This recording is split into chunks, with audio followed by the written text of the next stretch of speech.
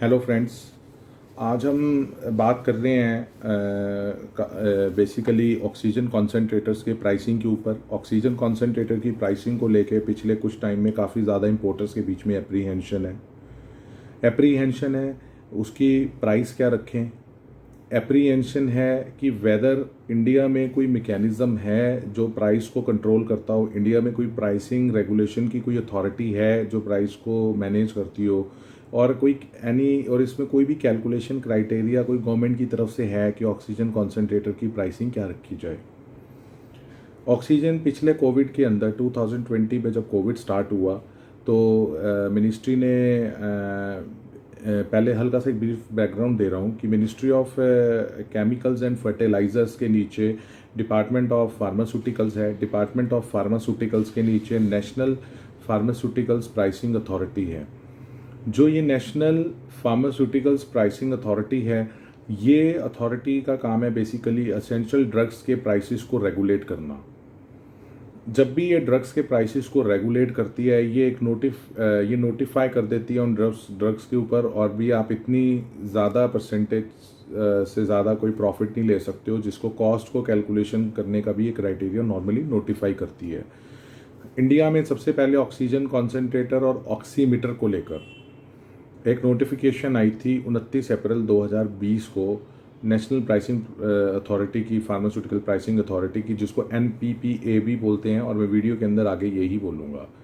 और उसके बाद NPPA ने बिल्कुल सेम नोटिफिकेशन 15 मई 2021 को बिल्कुल निकाली, जबकि ये फेमस केस जो कि अभी हुआ था दिल्ली में, जहाँ पे कुछ कॉन्सेंट्रेटर्स पकड़े गए थे, तो उसके बाद इंपोर्टर्स के बीच में काफ़ी एप्रीहेंशन हुई। और दिल्ली हाई कोर्ट ने during the hearing of that case उन्होंने बोला कि भी आप कोई मैकेनिज़्म दीजिए, क्लियर कट मैकेनिज़्म कि भी इसमें प्राइसिंग को रेशनलाइज कैसे किया जा सकता है। उसी के तहत इन्होंने अब 3 जून 2021 को एक लेटेस्ट नोटिफिकेशन दी है ऑक्सीजन कॉन्सेंट्रेटर्स के ऊपर।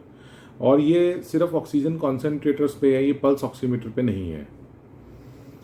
ऑक्सीजन कॉन्सेंट्रेटर्स पे इन्होंने ये बोला कि अगर आप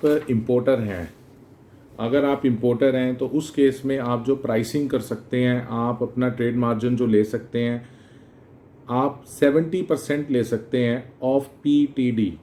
अब PTD क्या है? PTD इन्होंने उस नोटिफिकेशन के अंदर बोला price to distributor. Price to distributor अब इंपोर्टर्स के केस में क्या होगा?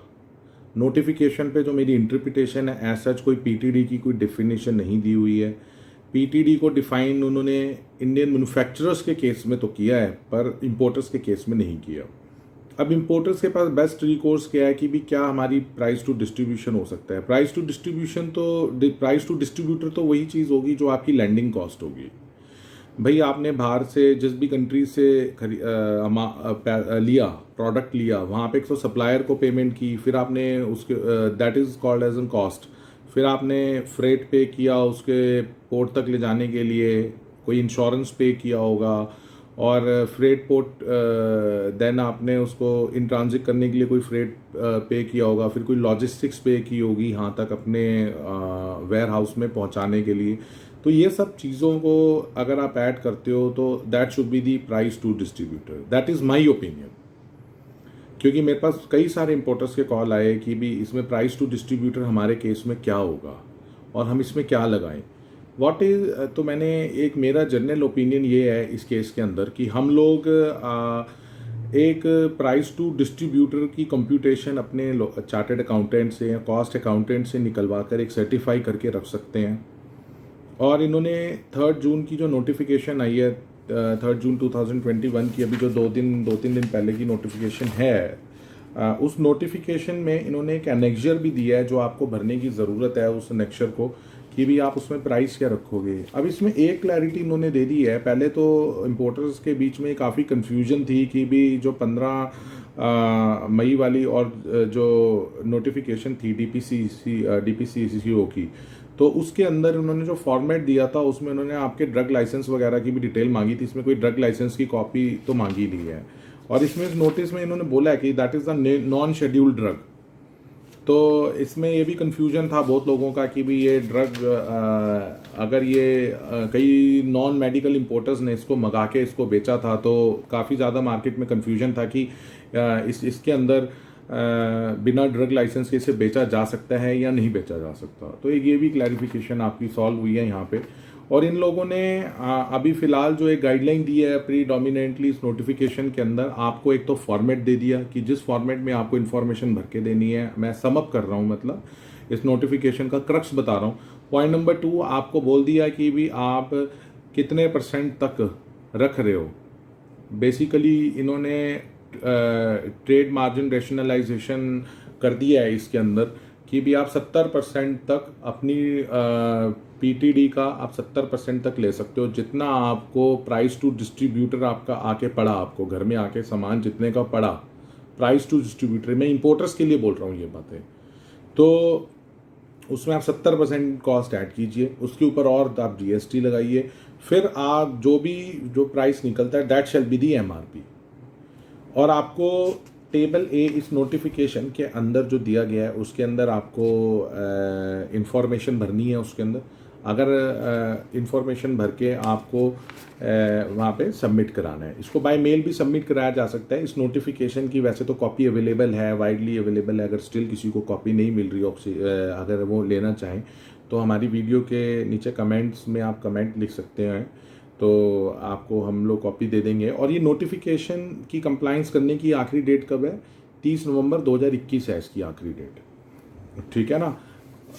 और मैं ना ये वीडियो क्लोज करने से पहले एक बेसिकली ये भी कहना चाहूँगा कि भी इंडिया में मेरे पास काफ़ी क्वेरीज आई कि भी इंडिया में इसके अलावा कोई भी, जैसे जब इस नोटिफिकेशन से आने से पहले कुछ लोगों ने क्या करा था, जब फर्स्ट टाइम ऑक्सीजन कॉन्सेंट्रेटर्स मंगाए थे तो उस टाइम पे उन्होंने, किसी ने डबल प्राइस लिख दिया, जितनी टोटल लैंडिंग कॉस्ट आई उसको डबल प्राइस लिख दिया, किसी ने 3 गुना करके प्राइस लिख दिया।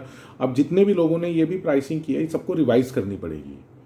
हाँ, अगर आपकी इस नोटिफिकेशन में क्लियर बोला हुआ है कि अगर आपकी प्राइसिंग अगर आप रिवाइज कर रहे हो और रिवाइज करने की वजह से अगर आपकी प्राइस नीचे आ रही है तो आपको नीचे करना मैंडेटरी है प्राइस को। अगर इस नोटिफिकेशन की वजह से आपकी प्राइस रिवीजन हुआ और प्राइस रिवीजन की वजह से आपका जो एग्जिस्टिंग प्राइस जो आपने पहले से लगा रखा है वो ऑलरेडी कम है, तो आप नहीं रिवाइज कर सकते।